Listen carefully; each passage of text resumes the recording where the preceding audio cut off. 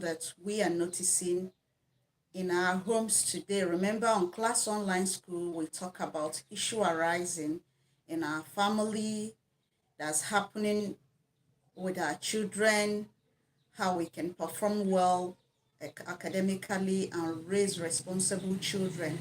We run the Nigerian curriculum from JSS 1 to SS3. We talk about counseling corner, which is one of that's what we are discussing right now. Have sex education section, and sometimes we have business tips. Today, let's look at what we need to check in on our young adults or our children that is in their late teen while they are in tertiary institution. Sometimes we think grown, they are already on their own, so we've given them all the freedom. True, they have a measure of freedom, but that doesn't mean that you have left them on their own to be on their own completely. They need a guide. They need to be supervised. They need to be checked in on once in a while. They need to be reminded of the family norms and values. They need to form an identity that reflects on the true person you want them to be. Okay? So if you don't check in on them, you may lose them in that course. You see, some children, they are good when they left home, and before you know it, the independent life they meet there, the lack of reminders that have surrounded them, the associates they get themselves involved, take them off balance. So we want to talk about how can you as a caregiver, as a guardian, and as a parent, check in on your children while they are in their schools.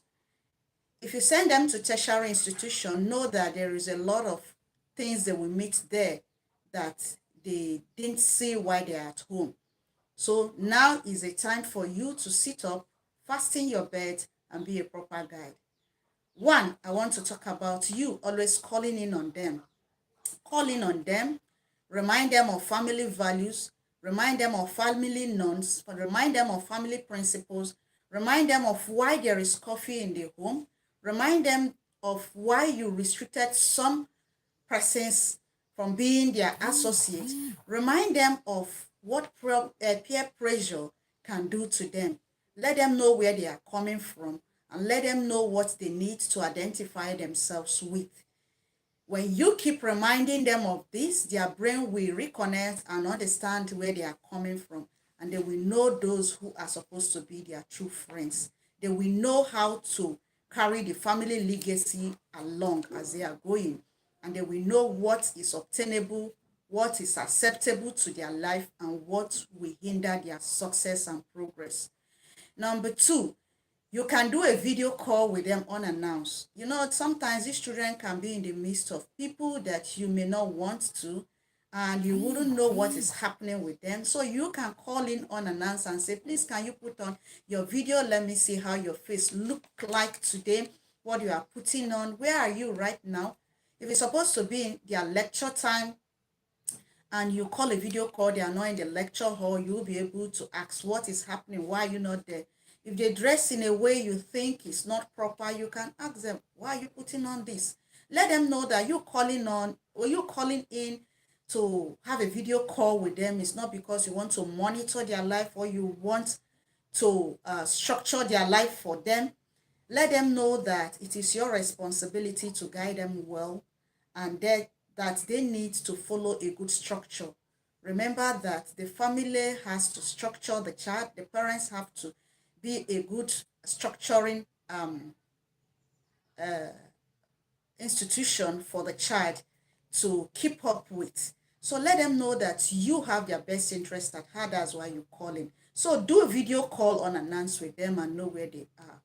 Then thirdly, I want to talk about always have an open discussion with them. Check in on them, call in and ask them, how is your day going? What is happening today? How did your day go? What did you eat? How did you fare? How was your lecture? Which lectures did you take? You know, when you are constantly with them, they don't see that you are far. They see as if you are near to them because they will always have a talk with you. They will always said, my mom or my dad, my guardian has not called in And so they will be wanting to hear from you because you always do that. So if you can't do it every day, you can do it every other day. You can do it twice or 3 times a week. Check in on them. Talk with them, discuss with them, ask them how they are faring, what is happening around them, how their lectures are going. Excuse me. That will help them to know that you have their best interest at heart and they will be on their tippy toes. Okay, then next I want to talk about is remind them. You have been having this discussion about drugs associate peer pressure with them, white parties with them. Remind them. Every one of us need constant reminder. Most of the things we read, hear on a daily basis is not because we've not heard of them. We've heard of them, but all of us need reminders. Reminders help us to know that these things are important in our life and they are acceptable. So you remind them that this and this is what will help you in life. Follow a proper guide. Don't do drugs. Don't dress inappropriately. Beware of bad friends, associates. Be careful about your associate. Don't succumb to peer pressure. Be careful about white parties that will lead you astray. This will help them to understand the importance of what you've been telling them then, and you are reminding them again. That will put them on their tippy toe to know that, yes, I have to be reminded of this and I have to stay away from them. Then, pay a physical visit. Go to their schools. Visit them in their hostels, in their homes. If you have rent an apartment for them off campus, visit them, spend a night or two with them and see how they are faring. Go and visit your children in schools. Caregivers, visit these children in school and know what's up with them. Know who their neighbors are, their roommates are, their hostel mates are. Okay, see how they are doing. That will help them to know that you will always check in and will curb some of the bad behavior they will want to put up. Then finally, visit their department, their faculty. Go to the faculty, go to the department, check in on their school record, just like you did in primary and secondary school. They did not tell you you have to stop there. Go to their school, check in on them, ask what and what is going on. See their results. What are they doing? Where are they doing well? Where are they not doing well?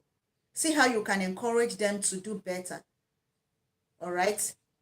If there are extra materials that you need to give to them, or extra classes they need to take online or anywhere they think can help them to perfect their learning and perform better, you be of assistance to them.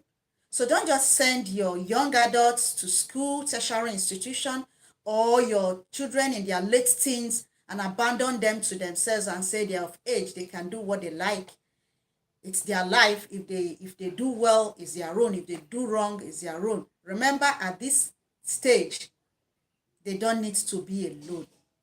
All through life, they are still your children. As long as you live, you still serve as a guide. Even if they become adults, there are things they will fall back to you and ask one or two questions.